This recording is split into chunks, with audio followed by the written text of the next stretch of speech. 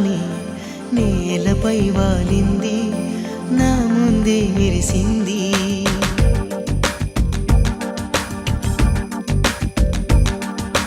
నమ్మవేమో గాని అందాల యువరాణి నేలపై వాలింది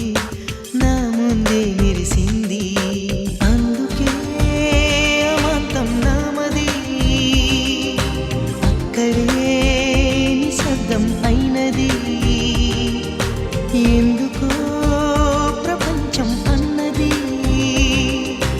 ఇక్కడే ఇలాగే నాతో ఉంది నిజంగా కళ్ళతో వింతగా మంత్రమేసింది అదేదో మాయలో నన్నిలా ముంచేసింది